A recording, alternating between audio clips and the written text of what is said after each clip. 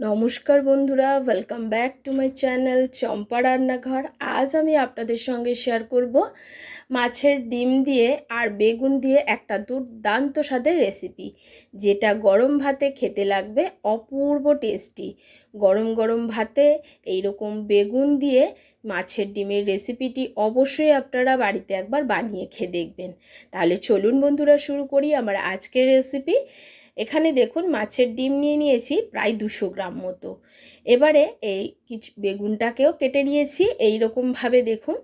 এখন বেগুনের মধ্যে একটু লবণ আর হলুদ দিয়ে বেগুনটাকে মেখে রেখে দেবো।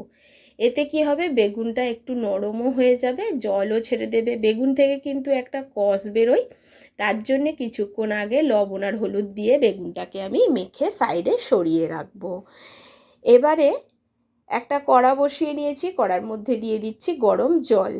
জলের মধ্যে দিয়ে দেব সামান্য একটু লবণ আর হলুদ গুঁড়ো।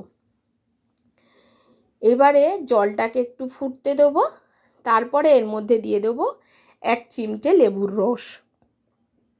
এখানে লেবুর রসটা দিলে মাছের ডিমের যে আস্তে একটা গন্ধ থাকে সেটা কিন্তু চলে যায়। তার জন্যে গরম জলের মধ্যে আমি এই রকম লেবুর রসটা দিয়ে দিচ্ছি। আপনাদের কাছে লেবু যদি না থাকে ভিনিগারও দিয়ে দিতে পারেন। এবার জলটা যখন ঠিক ফুটে উঠবে তখন তার মধ্যে মাছের ডিমটা দিয়ে দিতে হবে। মাছের ডিমটা দিয়ে 2 থেকে 3 মিনিট হাই ফ্লেমে ভালো করে ফুটিয়ে নেবেন। এতে কি হবে, মাছের ডিমটা একটু সেদ্ধ হয়ে যাবে। দেখুন,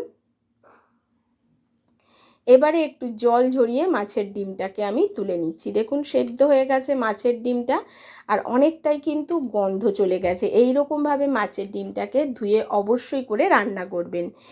এবারে এই মাছের ডিমটা ঠান্ডা হয়ে গেছে, এটাকে আমি একটু ছোট ছোট টুকরো করে কেটে নিচ্ছি ছুরির সাহায্যে। দেখুন, একটু ছোট ছোট টুকরো করে কেটে নিলে বন্ধুরা এতে মশলাও যেমন সুন্দরভাবে ঢুকবে তেমন খেতে স্বাদও হবে। তার জন্যে এখানে ছোট ছোট টুকরো করে আমি এই মাছের ডিমটাকে কেটে নিলাম।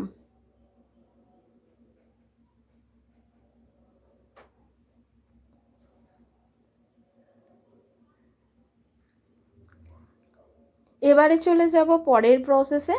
একটা মশলা রেডি করে নেব। তার জন্যে দেখুন একটা বাটি নিয়ে নিয়েছি, বাটির মধ্যে দিয়ে দিচ্ছি 1 চামচ জিরা গুঁড়ো, হাফ চামচ ধনিয়া গুঁড়ো, পরিমাণ মতো লঙ্কার গুঁড়ো।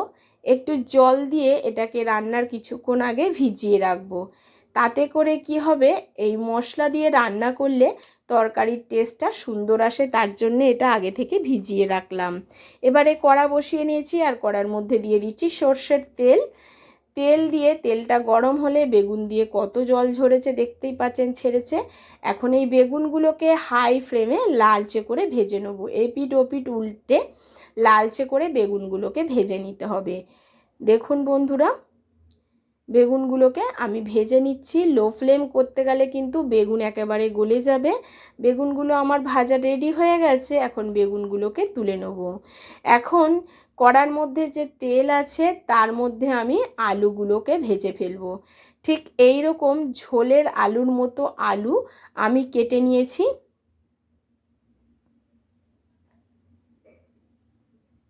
সেই আলুগুলোকেই আমি তেলের মধ্যে দিয়ে ভেজে নিচ্ছি। একটু লবণ আর হলুদ দিয়ে আলুটাকে ভেজে নেব একটু লালচে করে। প্লিজ বন্ধুরা প্রথম থেকে শেষ পর্যন্ত ভিডিওটি দেখবেন। আপনারা যদি কোথাও ভিডিওটি স্কিপ করেন তাহলে বুঝতে পারবেন না আমি কি পদ্ধতিতে আজকের এই রান্নাটা করেছি, বা আপনাদের সেই স্বাদ কিন্তু আসবে না। এখন দেখুন আলুটা বেশ লালচে করে ভাজা হয়ে গেছে, আলুগুলোকে তুলে নেব। আলুগুলোকে তুলে নিয়ে আমি ফিরে আসছি। কড়াতে যে তেল আছে তার মধ্যে যে ডিমগুলোকে টুকরো করে কেটে রেখেছি ডিমগুলোকেও দিয়ে লালচে করে ভেজে নেব। এইরকমভাবে ডিমটাকে যদি ভেজে রান্না করা হয় খেতে ভালো স্বাদ লাগে, তার জন্য আমি ডিমটাকে তেলের মধ্যে ভেজে নিচ্ছি। আর ডিমটা যখন ভাজবেন দেখবেন তেলের মধ্যে বেশ ফেনা ফেনা হবে। এতে ভয় পাওয়ার কোনো কারণ নেই, যেহেতু ডিম তার জন্যে তেলটা একটু ফেনা উঠবে। পরে ঠান্ডা হলে কিন্তু তেলটা ফেনাটা আর অত থাকবে না। আর এখন দেখুন বেশ লালচে করে সমস্ত ডিমগুলোকে উল্টে পাল্টে ভেজে নিয়ে আমি চলে এসেছি। ডিমগুলো ভাজার পরে কড়াতে যে তেল আছে সেই তেলের মধ্যে আমি ফোড়ন দেবো।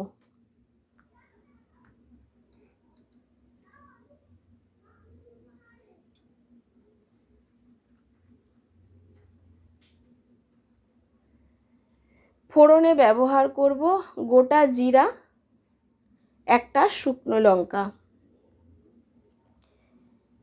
একটা শুকনো লঙ্কাকে ফাটিয়ে দিয়ে দিলাম গোটা জিরে। এইবার একটু নাড়াচাড়া করে নিচ্ছি। যখন জিরে আর শুকনো লঙ্কা ভাজার বেশ মিষ্টি একটা সুগন্ধ বেরোবে, তখন এর মধ্যে দিয়ে দেব বেশ কিছু পেঁয়াজ কুচি।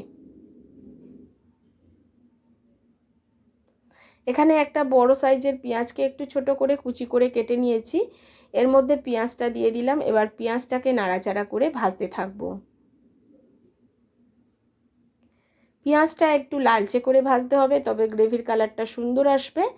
পেঁয়াজটা যাতে তাড়াতাড়ি একটু নরম হয় আর ভাজা হয়ে যায়, তার জন্যে তরকারির পরিমাণ অনুযায়ী একেবারে লবণটা এখানে ব্যবহার করলাম।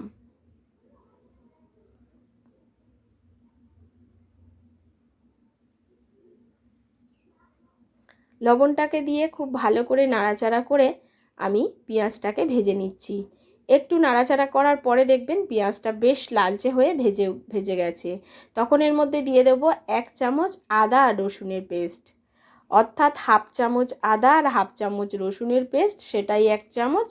এবারে আদা রসুনটাকে ভালো করে পেঁয়াজের সাথে ভাজতে হবে, তাতে আদা রসুনের যে কাঁচা গন্ধ সেটা যেন চলে যায়। এরপরে এর মধ্যে দিয়ে দেব বেশ কিছু টমেটো কুচি। টমেটো কুচিটাকে দিয়ে একটু নাড়াচাড়া করে নেব।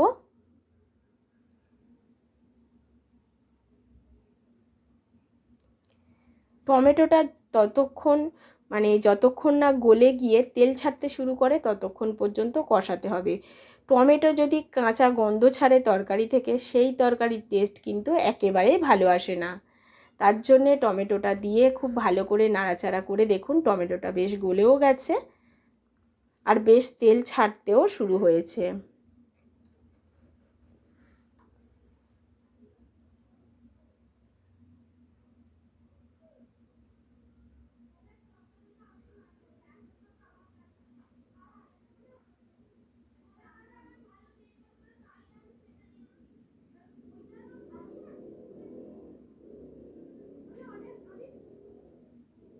এখন আমি এর মধ্যে দিয়ে দেবো হলুদ গুঁড়ো।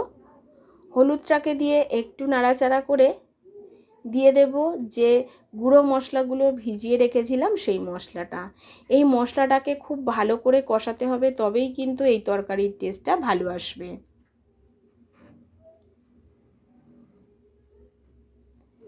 ভিজিয়ে রাখা মশলাটাকে দিয়ে খুব ভালো করে কষিয়ে নেব। যখন কষাতে কষাতে ঠিক এই রকম তেল ছাড়তে শুরু করবে, তখন এর মধ্যে ভেজে রাখা আলুগুলোকে দিয়ে দেবো। আর দিয়ে দেবো ভেজে রাখা ডিম, মাছের ডিমগুলো দিয়ে আবারও একটু কিছুক্ষণ মশলাটাকে এই ডিম আর আলুর মধ্যে কষাবো। কিছুক্ষণ কষিয়ে নেওয়ার পরে খুব আলতো করে কষাতে হবে, ডিম যাতে ভেঙে গুঁড়ো হয়ে না যায় সেদিকে লক্ষ্য রাখবেন। দেখুন বেশ ভালো করে কিন্তু আমার কষানো হয়ে গেছে আর আলু কিন্তু ভাজতেই সিদ্ধ হয়ে গেছে দেখলেন। এখন আমি এর মধ্যে দিয়ে দেবো ভেজে রাখা বেগুনগুলোকে।